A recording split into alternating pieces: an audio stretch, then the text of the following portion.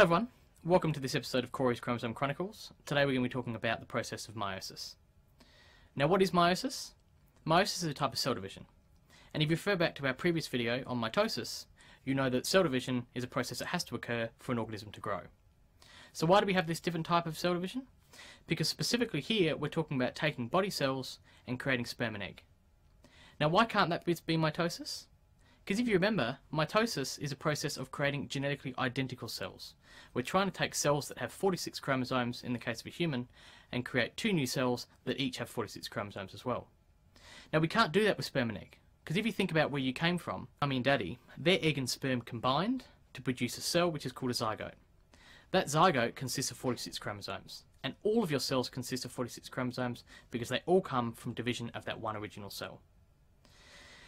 But the sperm and egg themselves that produce that cell can't have had 46 chromosomes each, because then your original cell would contain 92, and that just doesn't make sense. So the process in which your mum and dad went through, or their bodies went through, to produce sperm and egg had to be different from the type of division that your zygote goes through originally.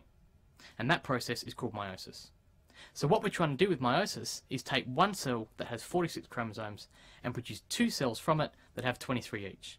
We're then going to take those two cells and divide them again, and what we're going to end up with is 4 cells that contain 23 chromosomes each. So that when they come together in fertilisation, you can create a zygote with 46.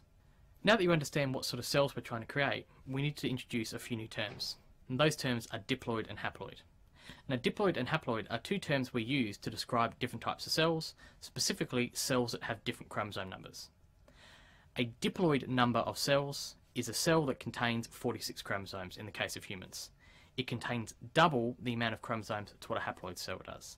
So you can think about diploid as being D for diploid, D for double, H for haploid, H for half.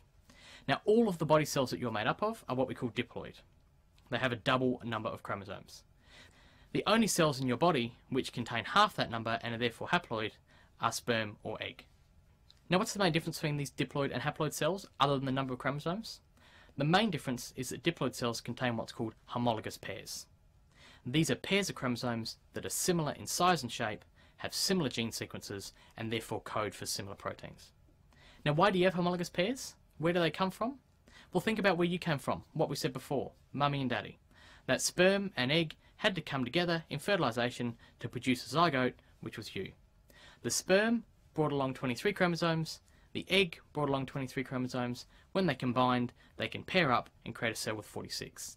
Scientists have mapped the human genome, and we know now that the 23 chromosomes from the sperm and the 23 chromosomes from the egg can be matched together and they have similar genes in similar sequences. So you basically have a copy of every gene, just in case something goes wrong. Now diploid cells have these homologous pairs. They have pairings from mummy and daddy or from the original sperm and egg.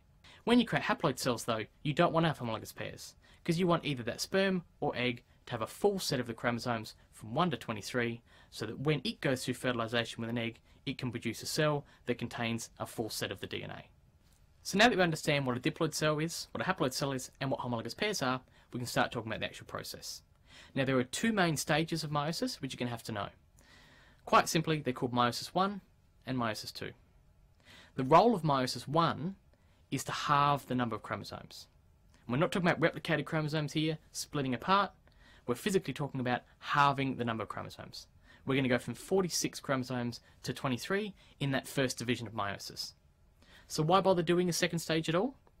If there's one thing that you should have got from a previous video that we've shown here, it's that all cells, before they go through cell division, have to replicate their DNA. It's a really important process, and it happens before mitosis, it happens before meiosis, and it happens before binary fission. So because we've done that, after that first stage of division, after meiosis 1, we've halved the number of chromosomes, but those chromosomes are still replicated. They look like this. You've got double the amount of DNA than you require. So you might as well double your money, go for broke, do a second division, which is what we call meiosis 2. You can create 4 cells from the 1. You've halved the chromosome number in the first stage. You split up the replication in the second stage. You're going to end up with 4 cells, which each have non-replicated chromosomes, and they're haploid, and they have 23 chromosomes each. So now what we're going to do is we're going to go through and learn the different steps of all the stages.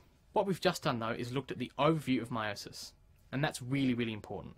You need to know what haploid means, you need to know what diploid means, you need to know what homologous chromosome is, and you need to be able to recognise the differences between the cells. It's really important. But now, let's go through and look at the individual stages of meiosis itself. The first stage is called prophase 1. In prophase 1, those homologous pairs are going to go along, find themselves, and pair up. So they're going to stand next to their partner. When they do so, they do something called crossing over. That's a really, really important point of variation that occurs within this process. It allows for replicated parts of the DNA to split and cross over and swap between what we call maternal and paternal chromosomes. Maternal coming from the original egg and paternal coming from the sperm.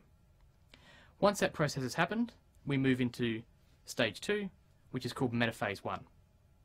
In metaphase 1, just like in mitosis, the chromosomes are going to align along the metaphase plate, as can be seen here. The main difference though is instead of lining up in a single line, they're going to line up in 2 lines. Why would they do this? Because if you think about the end result of what we're trying to get to, we want to separate the number of chromosomes. We want to physically halve our chromosomes rather than containing that chromosome number. Once we have them lined up in 2 lines, we can move on to our third stage, which is anaphase 1. In anaphase, we're going to pull apart those replicated chromosomes, we're going to separate the homologous pairs, and we're going to pull them to either side of the cell. So if we took a snapshot of our cell at this stage, we would see 23 chromosomes on the right-hand side, 23 chromosomes on the left-hand side, and there'd be no homologous pairs between them. It doesn't matter whether we have maternal or paternal chromosomes on either side of that metaphase plate. What's really important though is that we have 23 in each. Now we can move on to our last stage, which is telophase 1. In telophase 1, we're going to get some 2 small nuclei forming around each of those chromosomes, and the chromosome is going to separate in half. In doing so, we've finished meiosis 1. We've gone from diploid cells to haploid cells. We've physically halved the number of chromosomes, and as you can see, there are no homologous pairs. That's really your biggest clue if you're ever looking to answer a question on meiosis as to the difference between diploid and haploid cells. There are no homologous pairs. If you don't see chromosomes that are similar in size and shape, you know that that cell must be haploid. If you do, it's easy, it's diploid. Now that we've gone through stage 1, we still have those replicated chromosomes. We might as well double our money, separate out the replicated chromosomes, and get 4 out of the 1. So shortly after we go through telophase 1, we're going to go right back to the start, and we're going to look at prophase, but in this case, we call it prophase 2. In prophase 2, those haploid cells with no homologous chromosomes are going to condense again, they're going to become visible. That's prophase 2. We then move on to metaphase 2, where those chromosomes are going to align along the metaphase plate. Now have a look at this picture. Does this look familiar? Of course it should, because really, this looks exactly like mitosis. And if you think about what we're trying to do here, we're trying to take one cell, a haploid cell, with 23 chromosomes, we're trying to go through division, create 2 cells from that, each with 23 chromosomes. So the process is going to be exactly the same as mitosis, except with half the number of chromosomes. So we have our cell in metaphase 2 with those chromosomes aligned straight up and down along the metaphase plate. We then move on to anaphase 2. In anaphase 2, the spindle fibers are going to pull back on those replicated chromosomes, they're going to rip the legs of the sister chromatids apart, and they're going to pull those sister chromatids to opposite sides of the poles. What we've done here is we've separated our replicated chromosomes. Once we've done that, it's a simple matter of going into telophase 2, where we can create 2 nuclei around those chromosomes. The cell will pinch off the chromosomes, separate out apart, and what we can see at the end of our process is that we've ended up with 4 cells from the 1. We've taken one diploid cell with 46 chromosomes with homologous pairs. At the end of the process, after meiosis 1 and meiosis 2, we end up with 4 cells, each with 23 chromosomes in it, no homologous pairs, no replicated chromosomes. These cells are now immature either sperm or egg, depending on whether it's male or female, and they're going to go off and mature into mature sperm and egg, which can then go through fertilization to start the process again. I hope it helped.